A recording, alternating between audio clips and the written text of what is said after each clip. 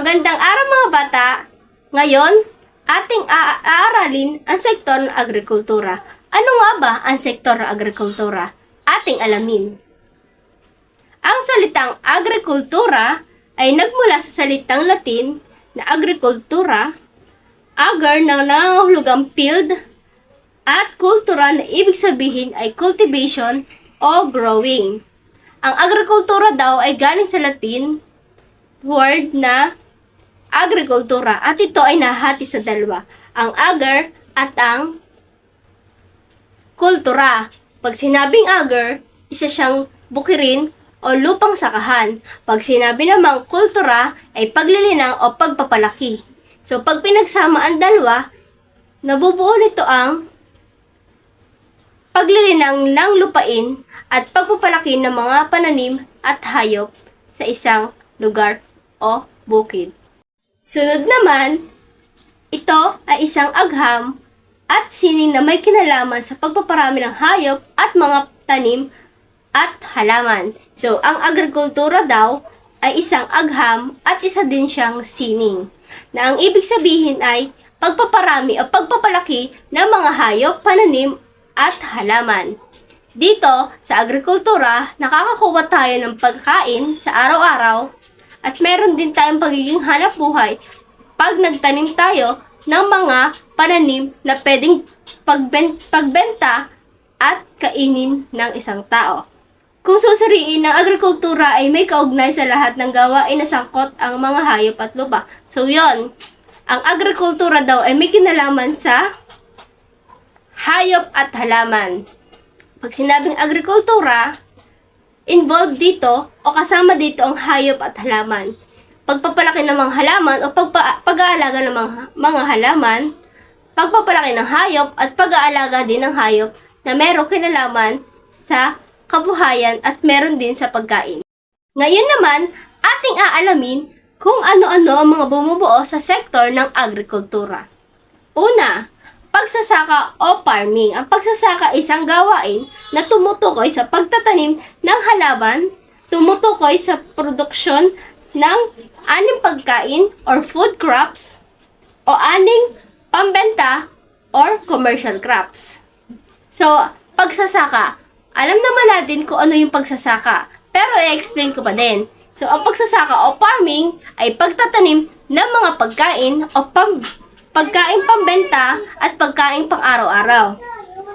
So, ito ay pagtatanim ng mga halaman o anumang uri ng halaman na pwedeng kainin at pwedeng ipagbenta.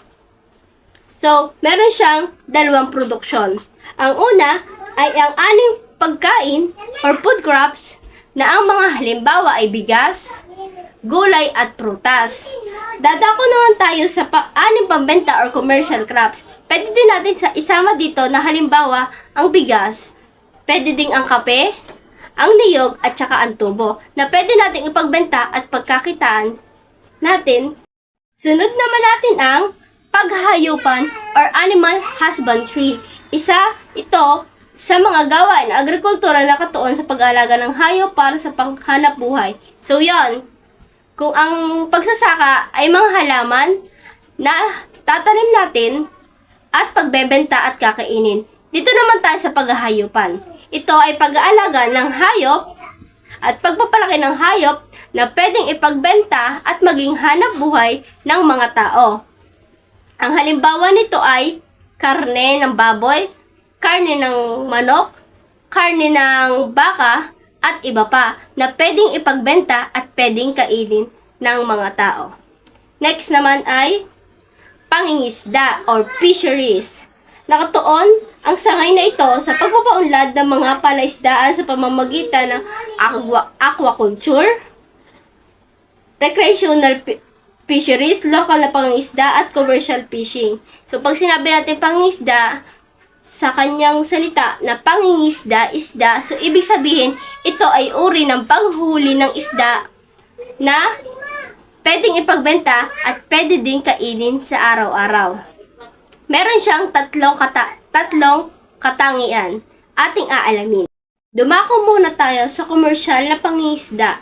Ang tawag sa pangingisda sa anumang bahagi ng tubig kung saan ang gamit ng bangka ay may bigat na higit sa 3 tonelada at dumarayo sa mahigit 7 kilometrong layo mula sa baybayin. So, ibig sabihin, pag sinabi natin commercial na pangingisda, ito ay bangkang malalaki. Na example ay marine na naglalaot or napunta sa malayong lugar na mayroong 7 kilometro ang layo mula sa baybayin. So, ibig sabihin nito, ang example ng mga hinuhuli nito ay ang mga tuna, sardinas na nilalagay sa lata, at iba pang mga isda na malalaki na hindi kayang ilagay o hindi kayang mahuli ng mga maliliit na bangka.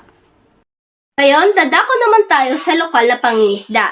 Ito ay tumutukoy sa pangingisda sa pandagat at inland water gamit ang bangkang pangingisda na may 3 tonelada o mas maliit pa.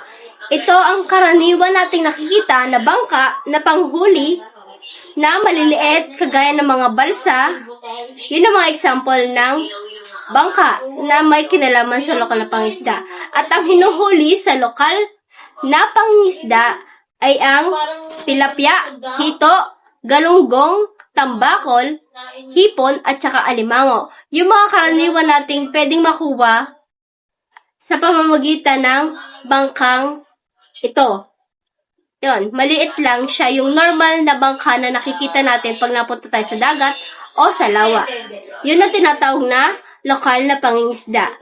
Ngayon, dadako naman tayo sa ikatlo at huling uri ng pangingisda. Ito ang aquaculture. Sumasaklaw sa kontroladong produksyon ng isda at yamang tubig tulad ng talaba, tahong, at seaweeds. Halimbawa nito ang iba't ibang uri ng palaisdaan.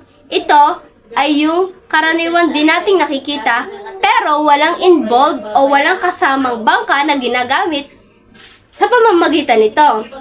Ito ay pag-aalaga ng isda na kung saan nasa lambat siya na malaki na madami magkakasamang isda na maliit lang ang nilalagay doon, then naalagaan nila at papakainin hanggang sa lumaki at pwede nang ipagbenta sa merkado o sa palengke. So, ang pagbebenta nito is pwedeng bultuhan na mga isda. For example, 5 kilo, 10 kilo. Yun na example ng aquaculture. Ngayon, dadako naman tayo sa ika-4 at huling sektor ng agrikultura at ito ang paggugubat or forestry. Ito ay tumutukoy sa mga pang-ekonomiyang gawaing kaugnay sa kagubatan. Kabilang dito ang pagkatas ng mga hilaw na sangkap mula sa kagubatan at mga paglilingkod kaugnay sa kagubatan. So dito, sa paggugubat, ito ay pagunguha ng mga hilaw na material at pangunguha ng mga bagay na pwede natin pakinabangan at gawin sa ibang paraan. Example o pahalimbawa ay ang puno. Ang punong kahoy ay pwede natin gawing upuan, lamesa, at higit sa lahat, pwede din natin itong gawing papel na pwede natin pakinabangan pag tayo napasok. At ito yung pinagsusulatan natin sa tuwing may ginagawa tayong activity or mga assignment. Sa paraan nito, na pagkuha ng mga hilaw na material, maraming bagay o maraming mga produkto ang magagawa sa pamamagitan ng pangugubat at pagkuha ng mga hilaw na material. At iyon, dito na tayo nagtatapos sa ating aralin. Maraming salamat at mabuhay!